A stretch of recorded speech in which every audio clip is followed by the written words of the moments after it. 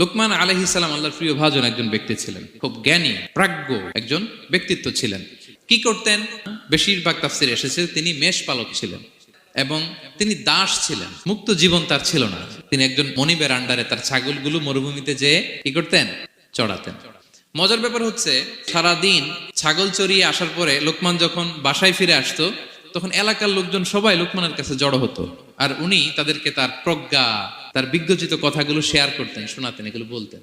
তো এগুলো দেখে লোকমানের মালিক অবাক, কিরে আমার কাছে এলাকার কেউ আসে না, কিন্তু আমার দাস দেখতে কুৎসিত কালো, এই লোকমানের কাছে সবাই এসে ঘিরে থাকে, কি ওর কাছে কি পায়, কি আছে ওর কাছে? তো শ্রোতাদের কয়েকজনকে ডেকে বলল, ঘটনা কি? তো তারা বলল, আপনার দাস লোকমান, এটা সে সাধারণ কোনো মানুষ নয়, সে অসাধারণ মানুষ, সে এমন কথা বলে এগুলো শুনলে জীবন পাল্টে যায়। মালিক বলে, ঘটনা কি? আমি ওর মালিক, কই কোনোদিন তো এরকম ওর সাথে কোনো কনভারসেশনে যাই নাই, কথা হয় না, আমি তো শুনি নাই, দেখি আজকে চেক করে দেখি।